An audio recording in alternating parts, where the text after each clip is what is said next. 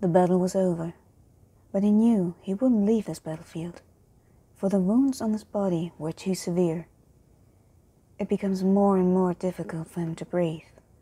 His vision begins to blur, when he suddenly sees the crow flying towards him. An inner peace starts to spread in his soul, for he knows the Morrigan has come to take him home.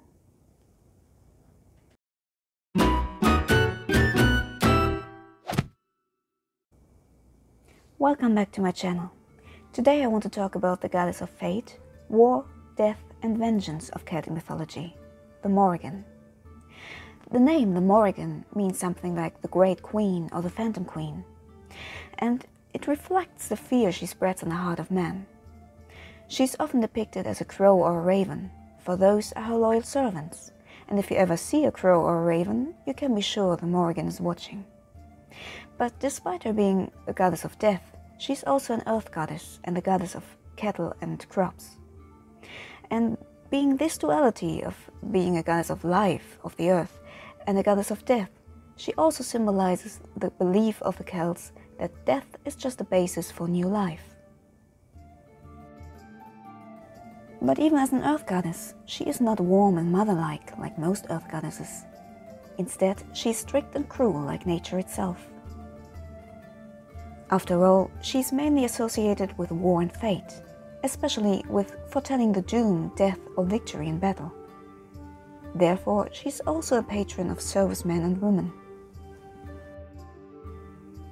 The Morrigan is able to incite warriors to battle, and was often prayed to by humans and gods alike to bring victory over their enemies. In the end, it's her who decides who lives and who dies in battle. Before a battle, the Morrigan would sometimes appear to either the kings and queens or the warriors of the side she favored. And for a prize, she sometimes would offer up a prophecy. Since she's able to see everything in the future, up to the end of the world, her prophecies were never wrong. She has the power to encourage warriors to do brave deeds, but at the same time, she can also strike them with fear and terror. Sometimes she's said to have appeared like a Bania, a washerwoman, washing the blood-stained clothes of those about to die. She would never take part in battle, but fly over it in the form of a crow or a raven. And in old times, at the end of a battle, it was custom to lock up the battlefield until dawn and to make it inaccessible to intruders, so that the Morrigan could claim the souls of the dead. Thanks to her ability to predict the future, the Morrigan is also the patron of priestesses and witches, the goddess of magic, and the guardian of spells and curses.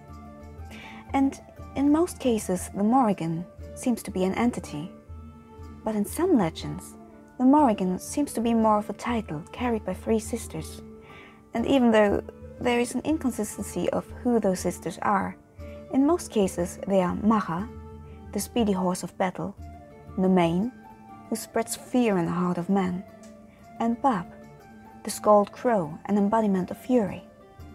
And some even connect her to Morgan le Fay of the Arthurian legends. But let's talk about how she fits into Irish mythology. As it is often the case in Irish mythology, there are many stories about the Morrigan whose versions contradict one another.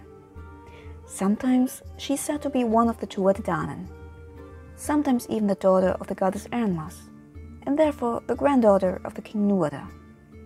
In other versions, she seems to be much older than the Tuatha Dé Danann, but she's always an ally of them in their battles against the Fionn and the Fomorians.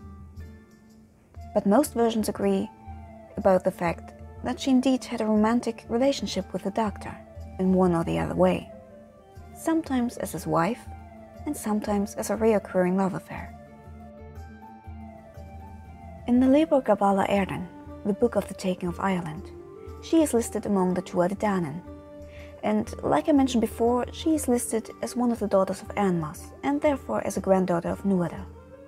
But more important, before the Second Battle of Moytura, the battle against the Fomorians, it is said that she met up with the Dagda, and after a night of passion, she promised to summon all druids of Ireland to help the Tuatha Dé Danann with a spell, and to kill the Fomorian king Indech. And after the battle, she's said to have chanted a poem celebrating the victory of the Tuatha Dé Danann and prophesying the end of the world. Probably not the best point in time to do that.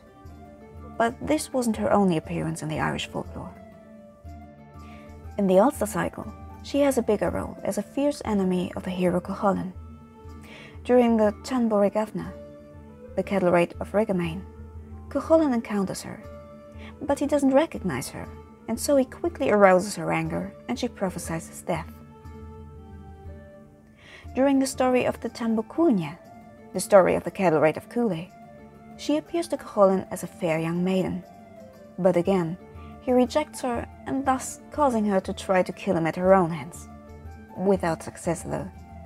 But in trying so, she turned into 3 different animals, trying to kill him. But he manages each time to wound her in her current form. And when they meet again, she's an old hag milking a cow, still carrying the 3 wounds. But as Cuchulainn drinks the milk given to him, he blesses her unknowingly, and the wounds heal. In the end, when Cuchulainn finally dies in battle, tricked and weakened by the Morrigan, his enemies only believe in his demise when the Morrigan, in form of a crow, lands on his shoulders. She even interfered with the hero Fionn McCool, as she plays a not so unimportant role in the story of Diarmuid and Gráinne. But that's a story for another episode. In the end, the Morrigan is an important figure throughout Irish folklore. One entity or 3 goddesses, no matter. Until this day, her name is not forgotten. So, next time you meet a crow or a raven, you might want to treat it with respect, for it could be the Morrigan watching you.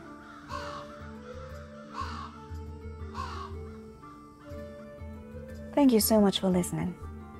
If you liked this video, please leave a thumbs up and consider subscribing to be notified when new videos come out. For more on Irish and Celtic folklore, well, check out my other videos. And if you happen to be Irish and catch me mispronouncing something, I would be glad if you let me know how to properly pronounce it in the comments below. Gordon Margaret. Thanks a million. Bye.